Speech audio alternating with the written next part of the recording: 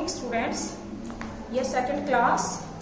You open your textbook Sparkle and you open chapter number 5 on page number 24. Today we are going to explain English to Hindi translation of this lesson at this time.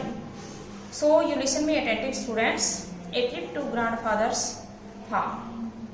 Trip का means होता है भ्रमण करना।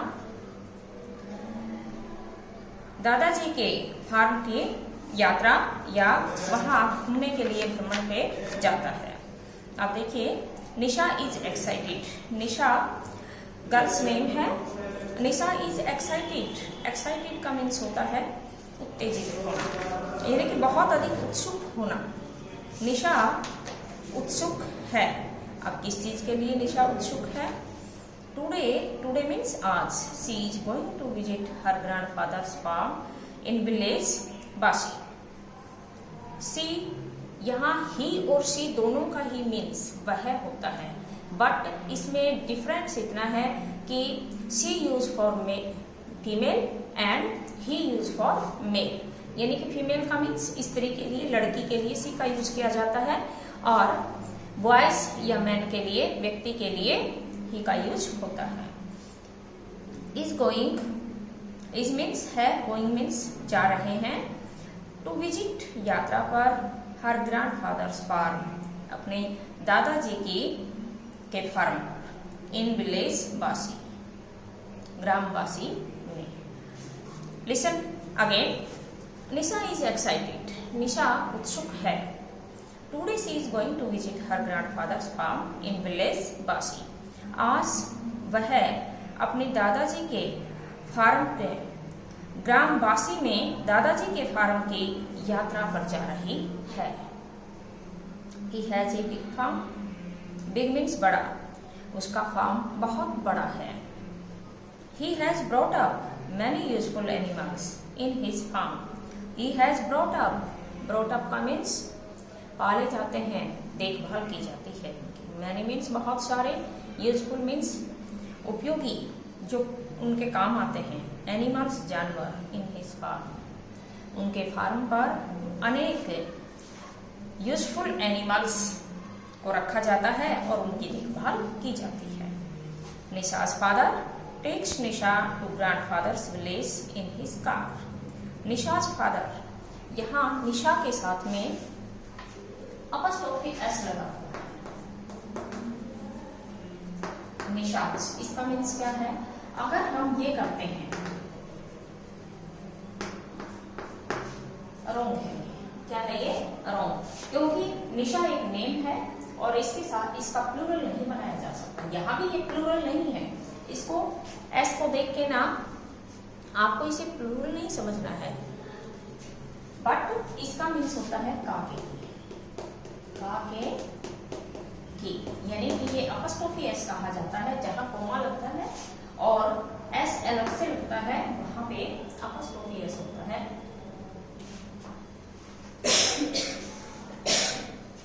It means यहाँ निशाज है, तो क्या बना इसका? निशा का या निशा की या निशा के।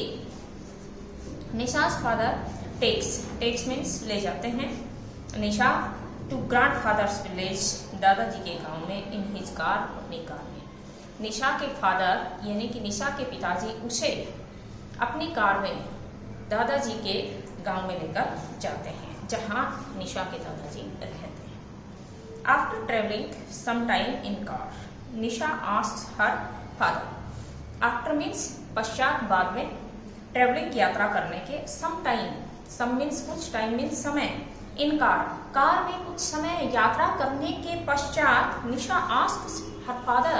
आस्क मीन्स पूछना, हर फादर, निशा ने अपने फादर से पूछा। निशा, अब निशा का स्टेटमेंट है यहाँ आगे इस लेसन के अंदर। पहले तो इंट्रोडक्शन दिया गया है लेसन का। इस इंट्रोडक्शन में क्या बताया गया है? इंट्रोडक्शन के अंदर बताया है कि निशा, उसके फादर और उसके ग्रैंडफादर, तीन का नेम बताया गया है, और ग्रैंडफादर का फॉर्म है।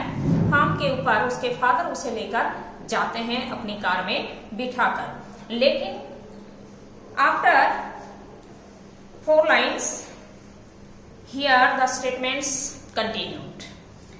अब यहाँ 4 लाइन के बाद में स्टेटमेंट जो है वह लगातार चल रहा है। स्टेटमेंट को यू लिसन अटेंटिव, आपको पता होना चाहिए कि किसने क्या बात कही है और सुनने वाले ने उसका क्या रिप्लाई दिया है।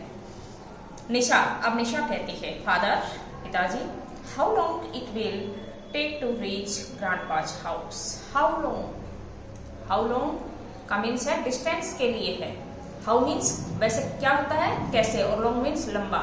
उसका कहने का मीन्स क्या है कि कितनी दूरी है।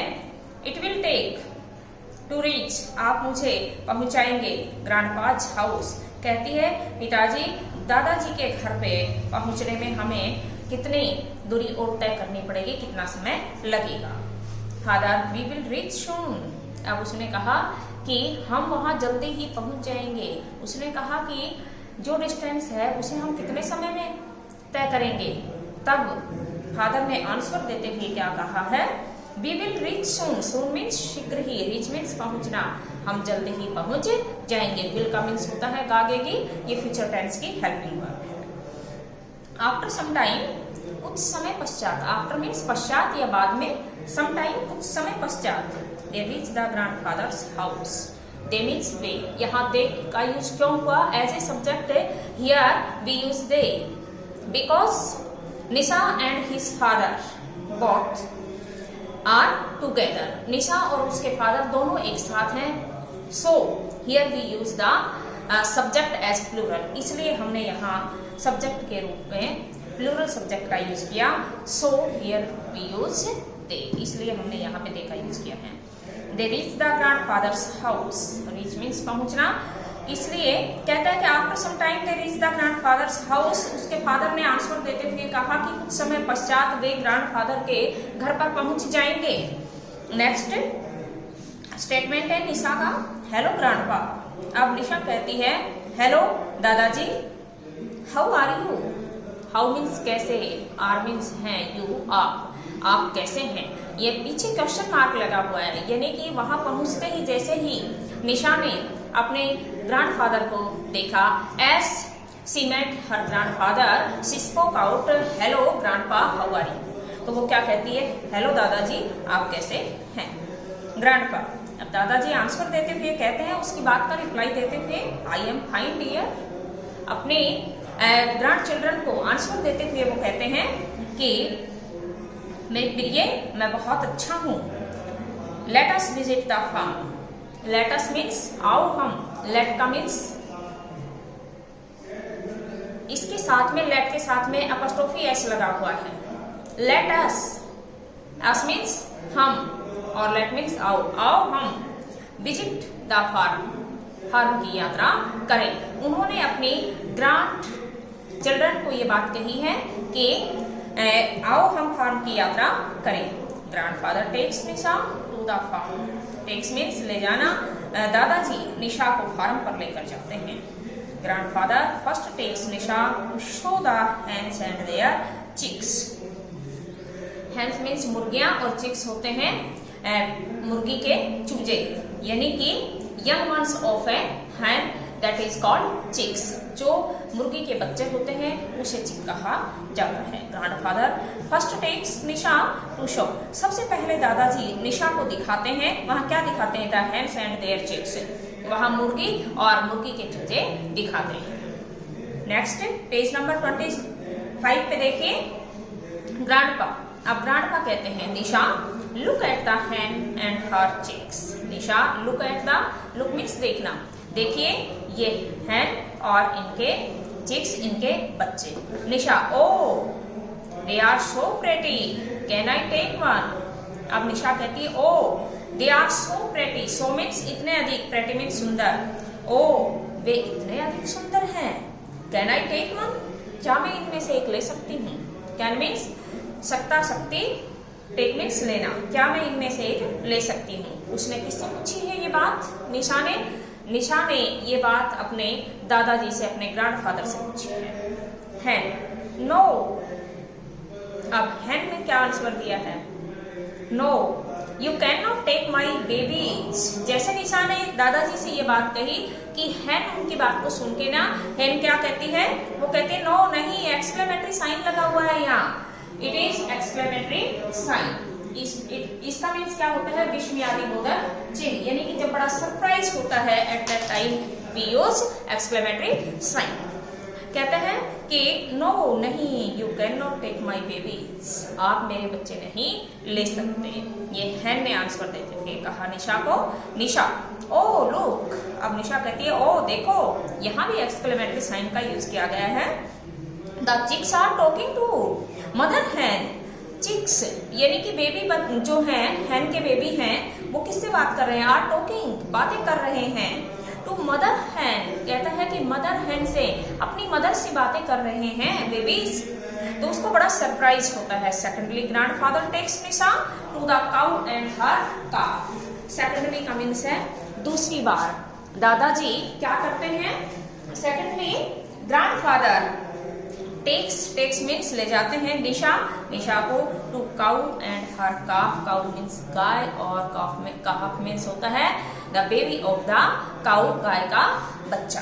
अब यहाँ क्या कहा है कि दूसरी बार, पहली बार उन्होंने क्या दिखाया है, at the first time he takes to the hen, वह हैन के पास में उसे लेके जाते हैं। And the second time he meets to the cow and calf, और सेकेंड टाइम दूसरी बार वह किससे मिलवाता है, काउ और काफ से मिलवाता है अपनी ग्रैंड चिल्ड्रन को। Secondly grandfather takes Nisha to the cow and her calf. दूसरी बार उसके दादाजी निशा को गाय और गाय के बच्चे के पास में लेके जाते हैं। So students at this time note it your home assignment.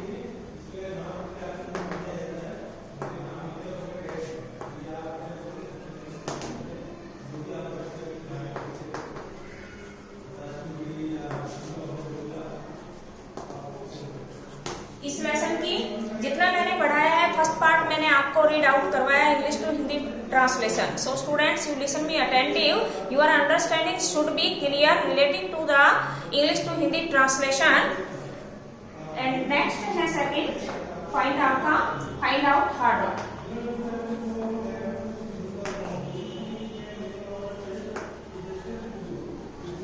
आपको रीडिंग लगानी है और इस लेसन के हार्ड वर्ड फाइंड आउट करके आपको नोटबुक में नोट इन करने हैं। Okay students, see you next day.